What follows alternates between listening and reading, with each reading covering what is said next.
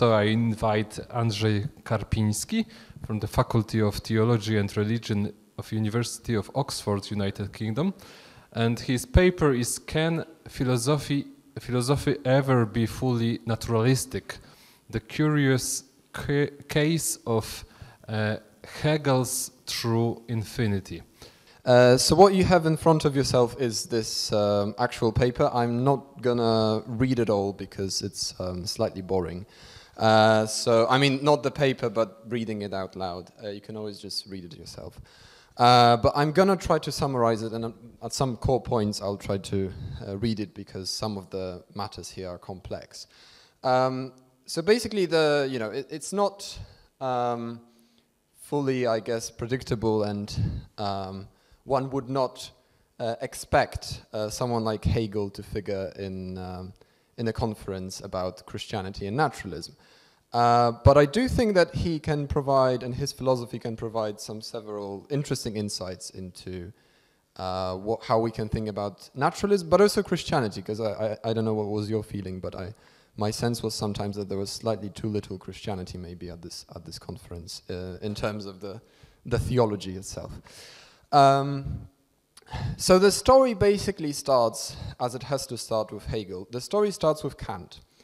And when we recapitulate, the Critique of Pure Reason 101, for anyone who needs this, it's basically Kant is saying that you have the edifice of traditional metaphysics, chiefly Aristotelian Platonic.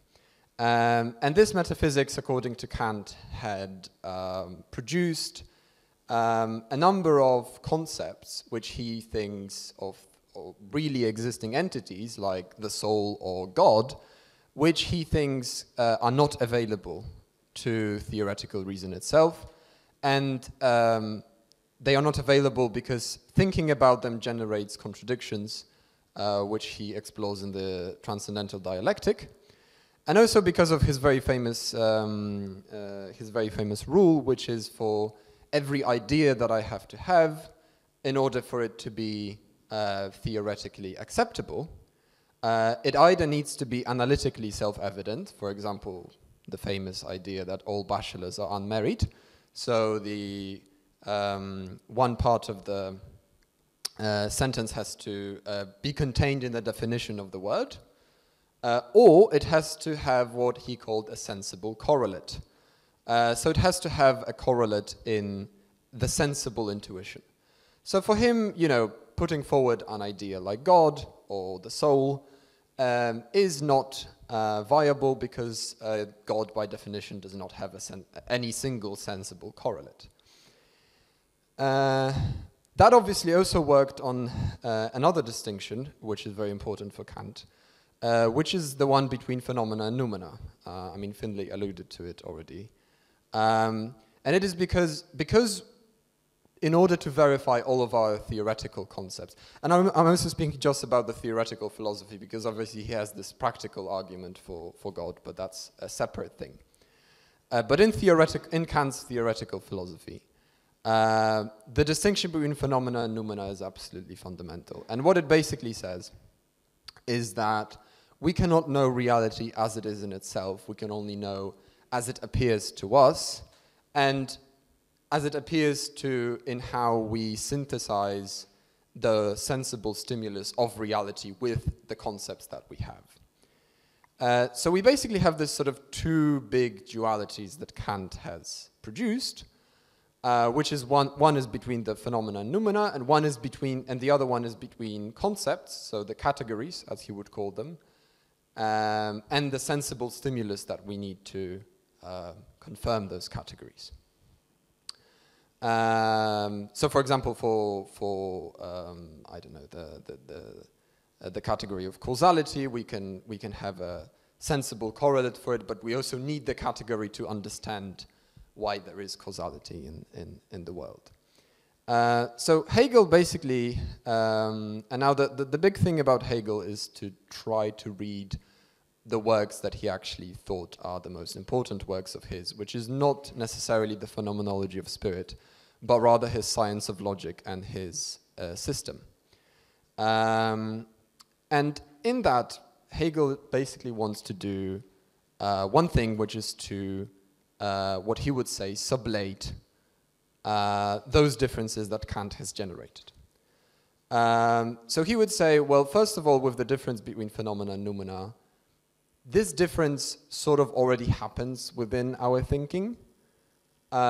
So he would say that for every difference that any philosophy generates, this difference already happens within a larger whole, without which this difference would not be intelligible, right? So where does the difference between phenomena and noumena happen? Well, it happens within our mind. Where does the difference between the system and the correlates of the system happen? Well, also within our mind. And the other contradiction that he would point to is that for Kant, the very system does not have a sensible correlate. Now, the way in which we will see it is important for naturalism is basically saying that you do not have an empirical verification of what nature is. But that's another, I will pass to that later. So therefore we can have three main sort of visions of what Hegel was up to in his system. Which is basically saying, well, first of all, he wanted to just reinstate those traditional metaphysics. So he wanted to come back to the past. And this has been traditionally associated with, for example, the right Hegelians who thought that, you know, Hegel was an apologist of the Prussian state and etc., etc. Then there is the second idea, usually correlated with the left Hegelians, who became more famous, like Feuerbach or Marx.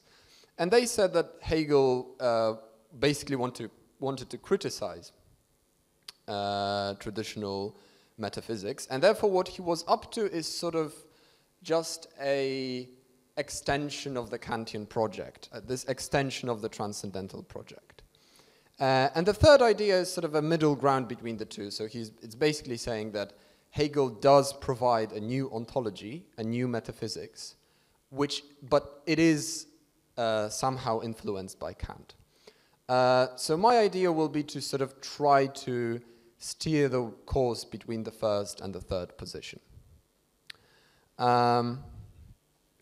Now, let's jump to the first position, which is to the third position, which is the transcendentalist one. Now, in the transcendentalist position, on what Hegel was up to, and the most famous scholar in this movement is Robert Pippin, but you also have a guy called Terry Pinkard, who is very prominent, who actually wrote a book called Hegel's Naturalism. Those interpreters would say that Hegel just wanted to complement the Kantian transcendental project. So Kant was saying that in order that we have we can derive certain concepts which make our knowledge possible. And these are what he called the transcendental concepts, and transcendental philosophy is the philosophy which busies itself with deriving those transcendental concepts.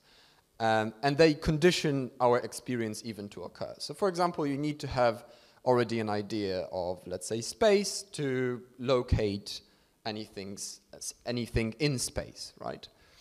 Now Hegel would basically, according to those interpreters, would basically be about just refining this transcendental logic. So Hegel would not really talk about what being is in itself, but rather would say what are the conditions of intelligibility of that being, right? So he would say, what are the categories that we need to have, like Kant, in order for being to become intelligible for us. But he would not try to say what being is in itself. And it's quite easy to see that for people like Pippin or Pinkard, this interpretation would make it easiest to have a naturalist interpretation of Hegel. Only in that version of what Finley also called this expanded naturalism. Which would basically claim that we have nature, right? And then we have what they say, what Pinkard, for example, calls the space of reasons. So the space within which nature is intelligible, the concepts that we use to describe nature. But there will be nothing supernatural in terms of an entity being supernatural. but rather we would have regulatory concepts which would allow us to understand nature as nature, right? Then we have the second interpretation of Hegel, and here the biggest name, I guess, in the Anglophone world is Stephen Holgate. And this is the ontological interpretation. So it basically says that the project that Hegel was up to was not just refinement of the Kantian project. I'm now towards the middle of page 2. But it's also about discovering the very fundamental structures of both thought and being. So it is not only that Hegel wanted to sort of refine the categories that Kant already arrived at, but it's rather to say basically that the intelligibility of thought is itself the intelligibility of being. I guess Hegel is not really good at providing any examples, but the closest analogy that you can get to that is how basically in contemporary physics, you do not really derive your results from observations. It's rather that you proceed purely within your mind to forge a mathematical theorem like Einstein did with relativity, and it is confirmed only subsequently later in the actual real world. So something which we can think, we can predict what reality is through examining our own thoughts, right? Through thinking abstractly. But then you could basically say that this still can be accommodated to a naturalist framework, right? This interpretation of Hegel. Because obviously it would say how both being and thought are ultimately guided, right? So what are the ultimate categories which drive the movement of our thought and also the being that we see? Because he obviously wanted to sublate the difference between being and thought. He would say that consciousness is the necessary condition for anything to exist, but not in this Berkeleyan fashion that something does not exist if we close our eyes, but rather that there is this very subtle and intricate connection between our minds and how external reality is, right?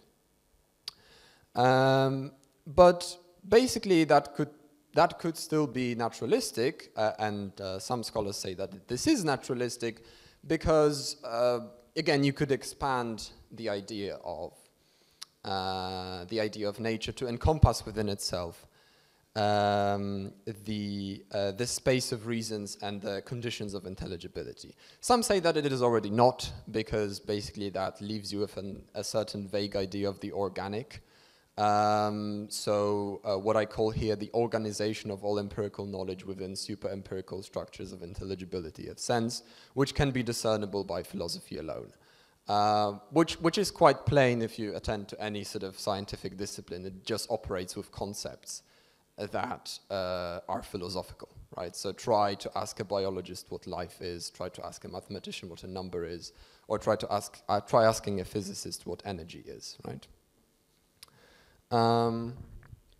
Okay, so this is the background for my own project, let's say, and my own interpretation. And my thesis is threefold. So basically I want to say that Hegel does construct an ontology in the full sense of that word, so I agree with Holgate. Secondly, and that's very much on the fringes of Hegel interpretation, believe me, that this ontology of sense necessarily includes a real existence of God. However, this existence, so that would be contrary to the Heidegger that we saw, but however, this existence of God is not a God of, let's say, the Orthodox Christian religion, and I'm going to explicate how. So first of all,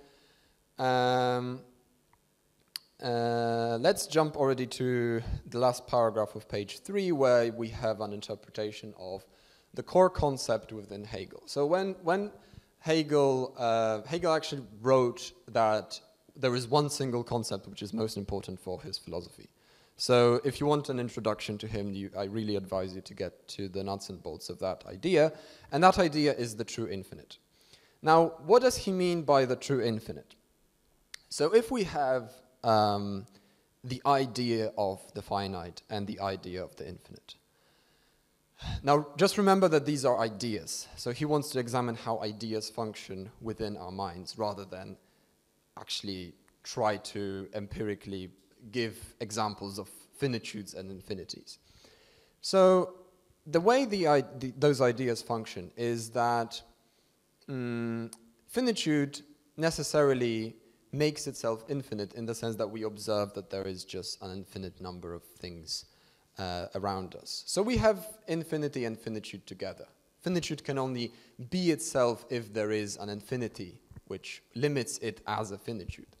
However, the problem is that infinity would itself be finite if it were not embracing the finite. And this is one of the core insights of Hegel, which drives loads of his later philosophy. So the infinity would be finitized if it were posited just over and above the finite. And you can also think about it in terms of being. So if you posit that there is finite being and infinite being, and if you posit that infinite being is truly infinite, then it also has to become itself and embrace within itself all possible finite being. Otherwise, you actually just you have just limited infinite being because it cannot be finite, right? You can already see how Christianity sort of veers in here. So the true infinite is some kind of a thought scheme. It's the abstract idea of the dialectic, that if you have two elements, they are always within themselves in a movement, and then there is always the third category within which this movement actually proceeds. Okay, now and now I'm turning to page 4, the biggest sort of consensus among Hegel scholars, but what I think is actually an unjustified presumption. And this is because all of those scholars are philosophers and they don't really like to talk about God and they don't really like to talk about transcendence. They sort of a priori discharge it and discard it from their own interpretations. Most of the people, even Holgate and Oldemore, Pippin and Pincard and many others, they basically say that when Hegel says true infinite, he does not actually mean what he says. So what he means by the true infinite is actually a certain mode of self-relation, for example, of the subject, or a certain model of historical development in the dialectic. In other words, they want to say that the true infinite actually ultimately happens within the finite, because they want to save Hegel's philosophy for immanence, right? But the problem is that this produces, again, a one-sided finitude. It produces, again, if you claim that Hegel's ontology is limited to any sort of immanence, you have just produced another one-sided idea which needs to determine itself in an otherness and return to a whole. So if you say that everything is immanent, you have actually just produced the contrast between immanence and transcendence, right? So now I will read a bit because this is actually quite convoluted and this is one of my core ideas. So we are towards the middle of page 4. So what does that imply for my discussion of Hegel and naturalism? My thesis is that this necessary real existence of the infinite as an entity, not just a regulative concept. Again, if it were a regulative concept, if it fell short of anything outside of real existence, you could still posit an otherness, right? So you could still posit that this is somehow finitized. And what we need, and what Hegel needs, is both immanence and transcendence, which are always in mutual relation, right? Implies that for Hegel it is not possible to understand nature without a necessary reference to some kind of transcendence. In order to make sense of it, we need to see nature from the vantage point of an elevated consciousness, that is, from a spiritual point of view. If the transcendence proper to this vision is to be grasped as merely regulative, then the very regulativeness would require determination in a thought category which is something more stable than regulativeness. In more traditional terms, all finite and contingent noetic and ontological categories require some kind of a necessity which, by the very fact of being necessary, is to be qualitatively elevated from all those finite determinations. If all universals from which we see particulars are not really there, then the particulars are not really there either. So Hegel shows us that naturalism is inherently unstable, because even to posit the category of nature itself as a designation for this totality of finite particulars, discernible by hard science, is already to use a concept which we use to understand those finite particulars themselves. That is, a concept which can never be reducible to the sum of those finite particulars in any noetic or ontological mode. Wholes are never sums of their parts, that's Finley again, because in the order of being and in the order of thinking, they are always enabling conditions for those parts to be known as parts. In easy way, you can't really understand the difference between the chair and the table if you're not already from the vantage point of a room, right? Now I pass to how it all relates to Christianity. For Hegel, Christianity is the best possible representation or thought picture of that logical movement of necessary self-transcendence in our relation with nature. In the Trinity, God, who is firstly posited as a simple entity out there, a simple infinity over against the finite, differentiates himself into the otherness of the Son, and the reflective return to a universal which embraces the particular is called the Holy Spirit.